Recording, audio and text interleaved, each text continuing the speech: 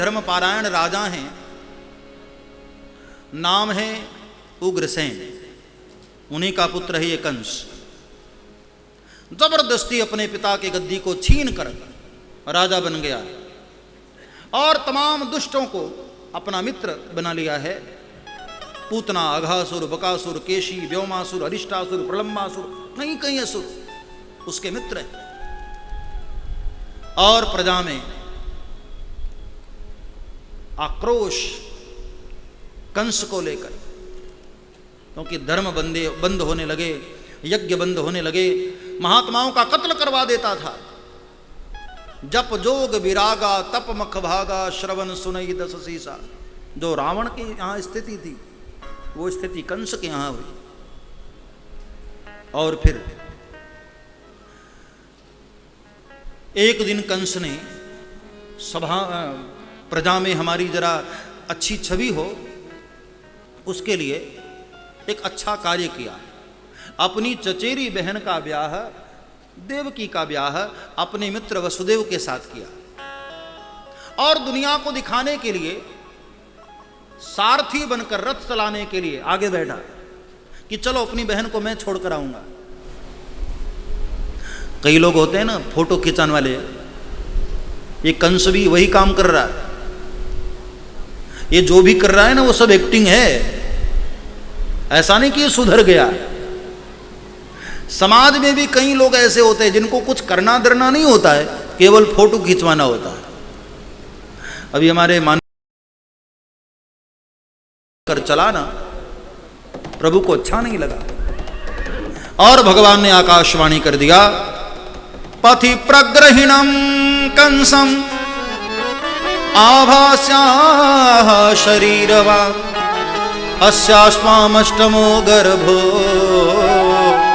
अंतायाम बहसे बुध। अरे दुष्ट कंस, जिस बहन को इतने प्यार से तू लेकर जा रहा है, इसी की 8वीं संतान तेरी मृत्यु का कारण बनेगी। कंस हंसा, कहा सुनो आकाश, न रहेगी बहन, न आएगी इसकी 8वीं संतान। बाल पकड़ करके धरती पर पटक दिया, खड्ग लेकर के मारने चला। तब वसुदेव महाराज ने हाथ पकड़ लिया, ठहरो कंस, किसको किसको मारोगे? मरना तो एक दिन फिर भी पड़ेगा।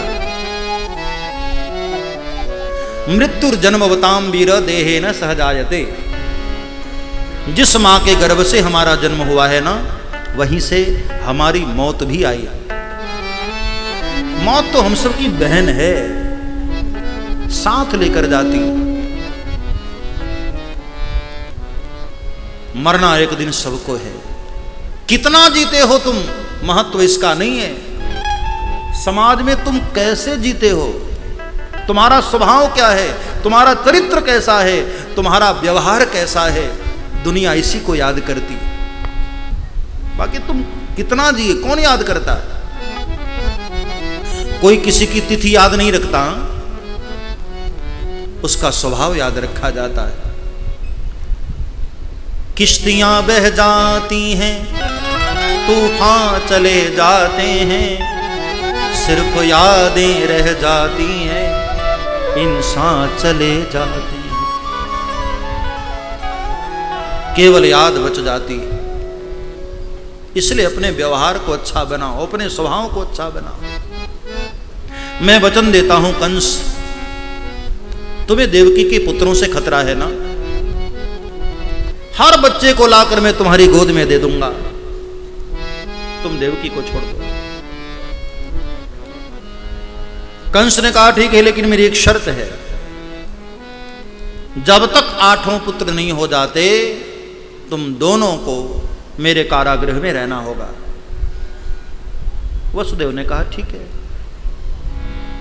और देवकी वसुदेव जी को कंस ने लाकर कारागृह में डाल दिया। समयानुसार कंस ने देवकी मैया के 6 पुत्रों को कत्ल कर डाला। सोचो, ऐसे भगवान कृष्ण का प्रागट्य नहीं होता। आप कभी देवकी मैया के विषय में सोचो तो सही। 6 पुत्रों को जिसने जन्म ही इसलिए दिया कि उसको मरना था, फिर भी उसने सहन किया। इतना सहन करने वाली जो माता है वही भगवान को प्रागट्य करने का सामर्थ्य रखती है, जिसने इतना सहन किया।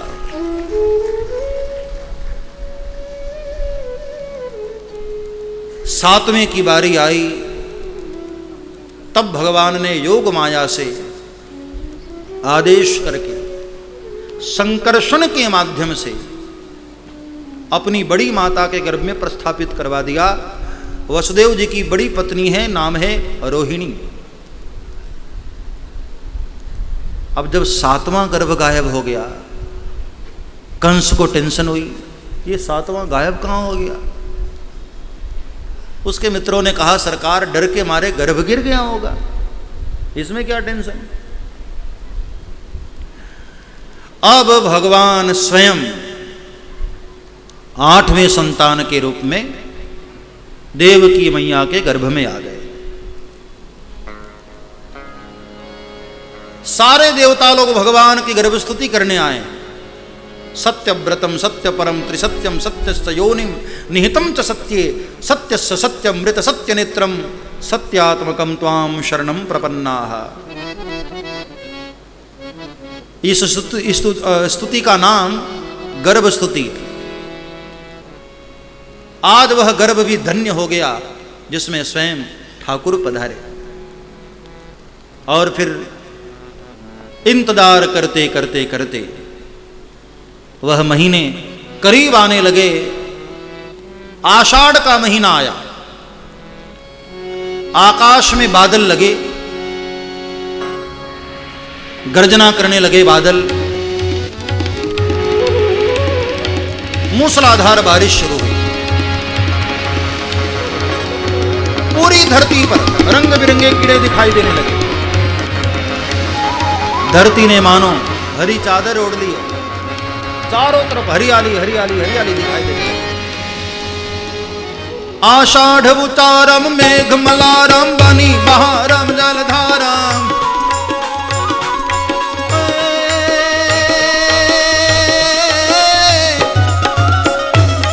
आषाढ़ उचारम मेघ मलारम बनी बहारम जलधारम। दादूर डकारम मयूर पुकारम तड़िता तारम विस्तारम। नालही समानम चासु अपारम नंद कुमारम निर्चारी। महराज प्यारी मैं बलिहारी गोकुल वावो गिरधारी। गोकुल वावो गिरधारी गोकुल आओ गिरधारी।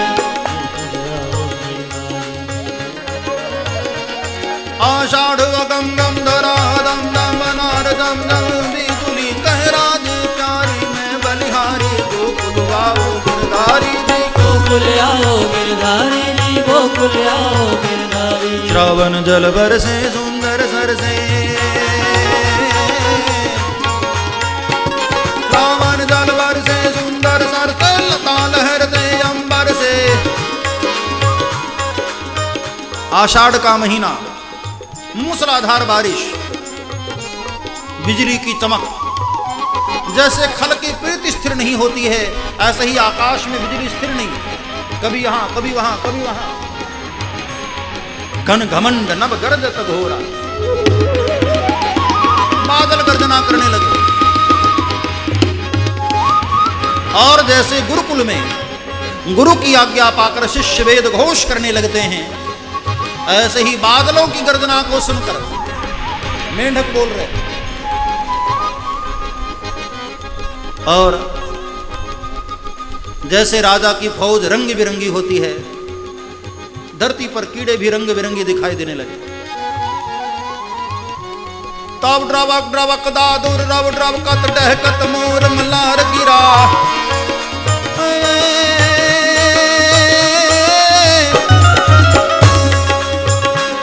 तब ड्रावक ड्रावक दादुर रव ड्रावकत डहकत मोर मल्हार गिरा। तब प्यू प्यू शब्द पुकारत तातक कुहु कुहु कोकिल कंठ गिरा।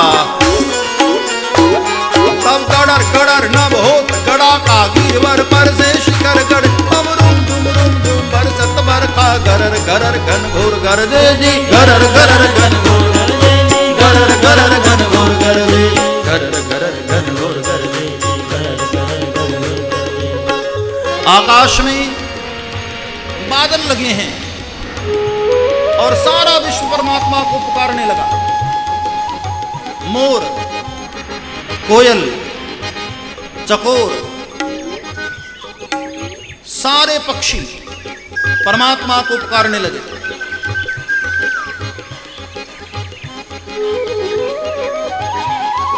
पपीहे ने आवाज लगाई, कोयल ने आवाज लगाई, मोर ने आवाज लगाई, मालिक अब देर न करो।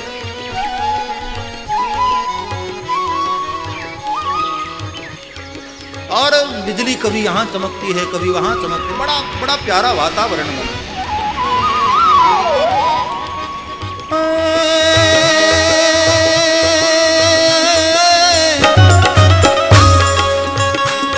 तब द्रवक द्रवक दादुर रव रवकत डहकत मोर मलार गिरा। तब प्यू प्यू शब्द पुकारत तातक कुह कुह कोकिल कंठ गिरा। तब गड़र गड़र नभ होत बड़ा का गिरवर कर शेष कर गण। तब झुम झुम झुम बरसत बरखा गरर गरर घन घोर गरजे जी, गरर गरर घन घोर गरजे जी, गरर गरर घन घोर गरजे, गरर गरर घन घोर गरजे, गरर गरर घन घोर गरजे। आषाढ़ का महीना गया और अब भोलेनाथ का बड़ा प्रिय जो महीना है, श्रावण बरसे भादव गरजे।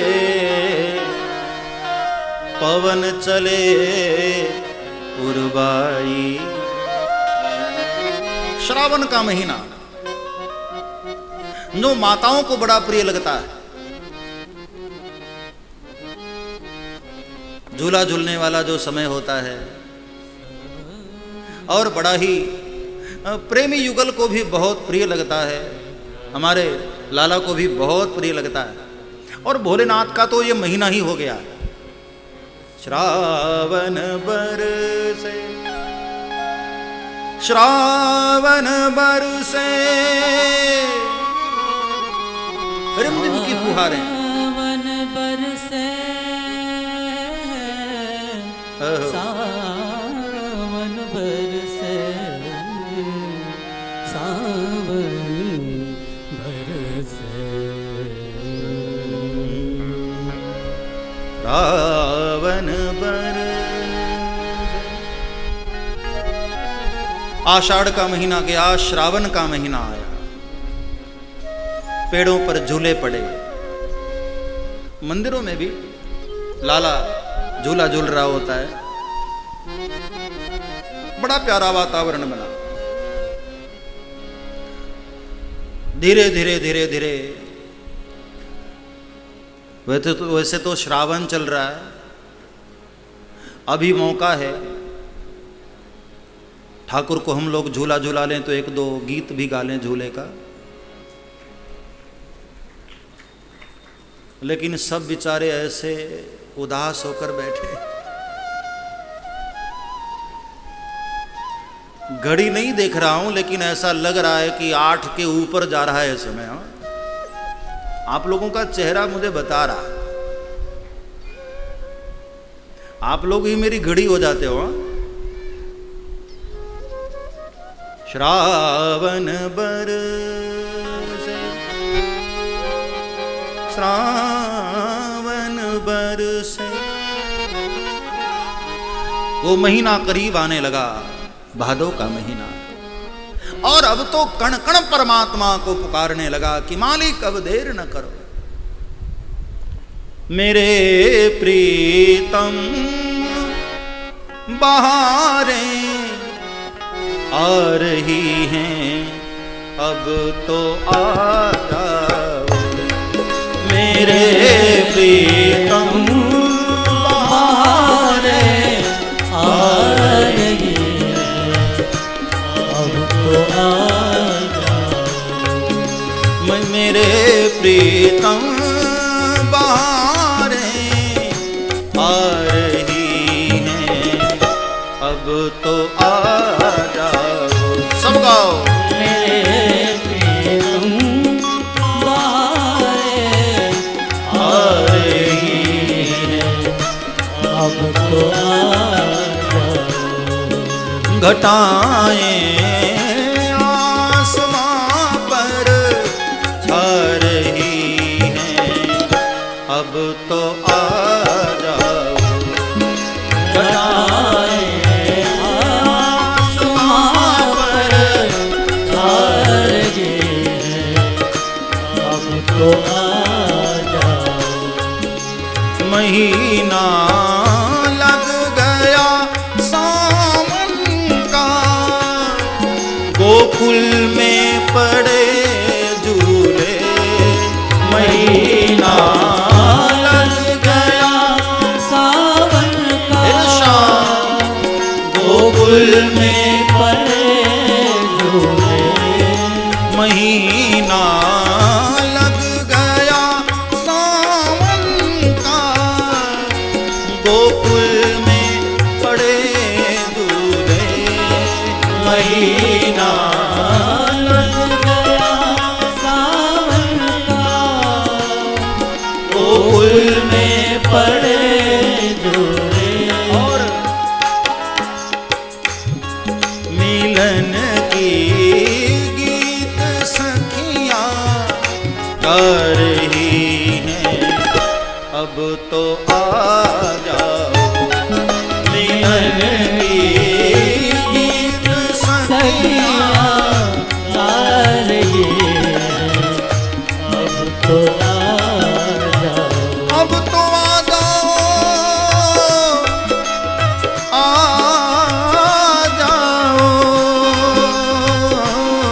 अब तो आ जाओ, अब तो आ जाओ, अब तो आ जाओ। सारा विश्व पुकारने लगा कि मालिक अब देर न करो।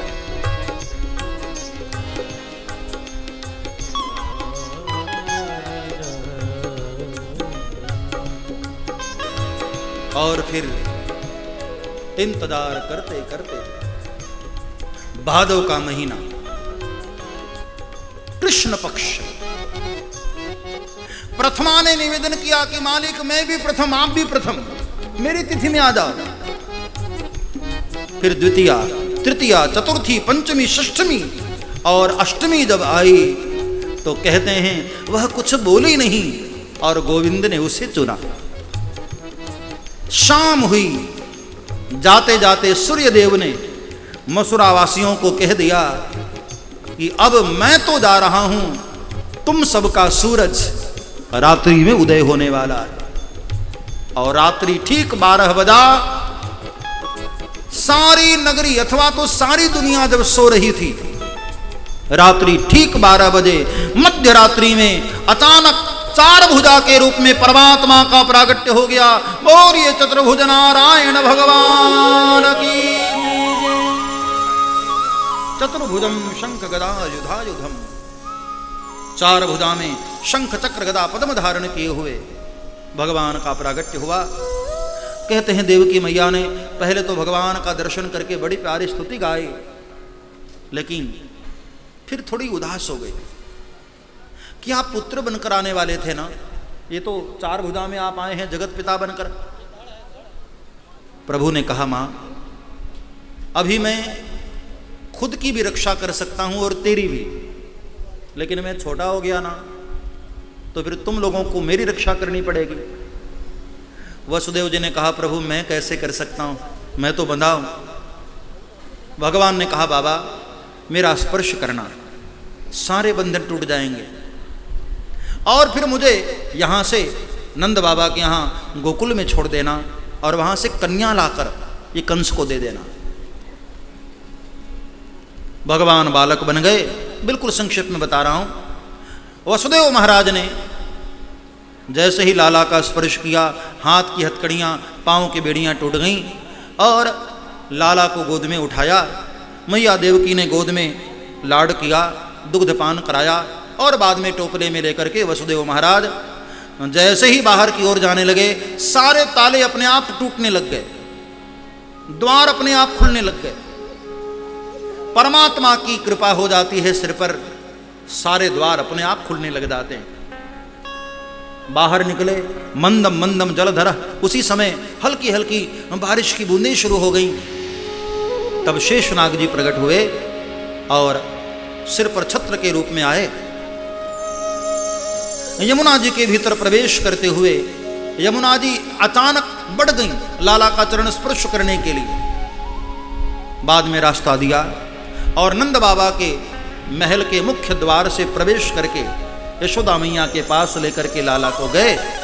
वहां लाला को सुला दिया और फिर पालने से उस लाली को लिया, कंस को ला करके दिया। कंस मारना चाहता है लेकिन वह आकाश में उड़ जाती है। अरे दुष्ट कंस, तू मुझे क्या मारेगा? तुझे मारने वाला तो ब्रज में कब का आ गया। और यहां नंद बाबा बहुत पूजा पाठ करने के बाद संतों के आशीर्वाद से नंद रानी जी सगर्भा हुई। गर्भ में लाला आया और नंद जी की जो दो बहनें हैं नंदा और सुनंदा 6 महीने पहले से ही डेरा डाल के बैठी हैं। और आज सुबह सुबह यशोदा जी के महल में गई और देखा कोई लाला सोया हुआ है। और जैसे ही लाला का मुखमंडल दर्शन किया, बेलन से थाली बजाती हुई भागी, भैया बधाई हो, बधाई हो, बधाई हो। नंद बाबा ने कहा किस बात की? अरे बोले लाला भयो है भैया। और जैसे ही लाला की प्रागट्य का समाचार सुना, नंद बाबा मानो 75 वर्ष के थे, 16 वर्ष के हो गए। खुशी में दौड़े दौड़े गए हैं, जमुना जी में 108 डुबकी लगाई। शांडिल्य महाराज ब्राह्मणों के साथ पधारते हैं और यहाँ लाला का जात कर्म संस्कार हुआ है और लाला को पालने में लिटा करके बधाइयों के गीत शुरू हुए। कन्हैया झूले पालना, निकोले धोखा दीजो। कन्हैया झूले पालना, निकोले धोखा दीजो। मेरो लाला झूले